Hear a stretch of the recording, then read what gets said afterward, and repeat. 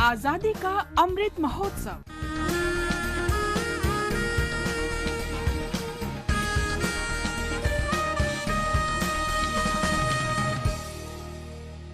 Azadi ka Safar with AIR News, Birth of a Nation. India's glorious freedom struggle is one of the greatest struggles the modern world has ever witnessed. AIR News brings you a glimpse of the struggle every day.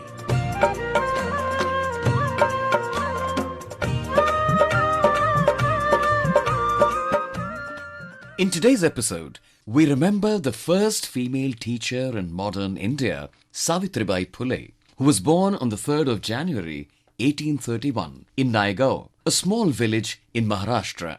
Her life is heralded as a beacon of women's rights in India. She is often referred to as the mother of Indian feminism.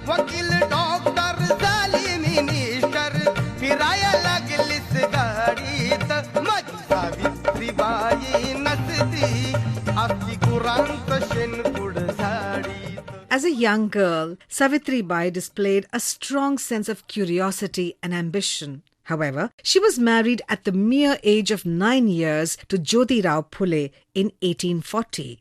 Impressed by her enthusiasm to learn, Jyotirao taught Savitribai to read and write. She undertook teachers' training and became a qualified teacher in 1847. Determined to change the condition of women in the country, Savitribai, along with Jyotirao, opened a school for girls in Pune in 1848. She became the first female teacher of India.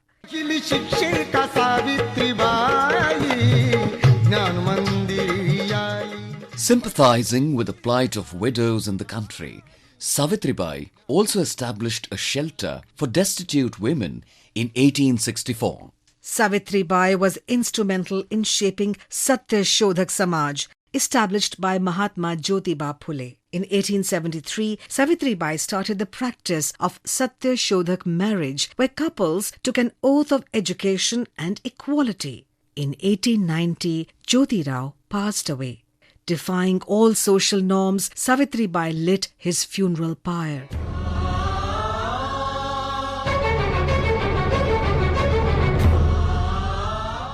She carried on Jyotirao's legacy and took over the reins of SatyashodhakSamaj. When the Bubonic plague spread across Maharashtra in the 1890s, Savitribai opened a clinic for the plague victims in Hadapsar, Pune. And it was while carrying a 10-year-old plague victim to the clinic in her arms, she contracted the disease herself. On the 10th of March, 1897, Savitribai Phule breathed her last.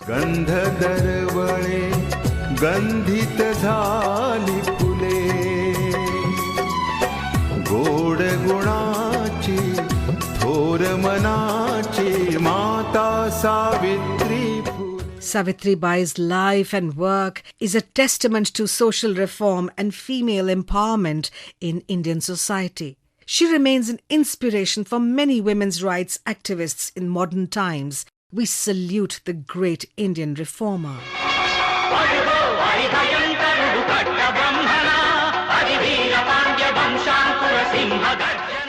We also remember freedom fighter Veera Pandya Kattabomman, who was born on the 3rd of January 1760 in Thoothukudi district of Tamil Nadu. Veera Pandya's father, Jagaveera Kattabomman, was a Palayakarar, a governor appointed by the Nayaka dynasty, from whom Veera Pandya assumed the position of the 47th Palayakarar when he turned 30. The British East India Company got rights to collect taxes from all the Palayakarars under the Nawab of Arcot's domain. Except for Veera Pandya, every other Palayakarar yielded to the diktat of the company. The British army decided to attack Veera Pandya in 1799. However, Veera Pandya got the news about the attack through his informers and had prepared well in advance. When Veera Pandya was asked to surrender unconditionally, he roared, "We are the sons of the soil.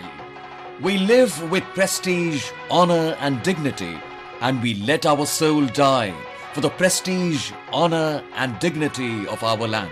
We don't bow down to the foreigners. We will fight until death."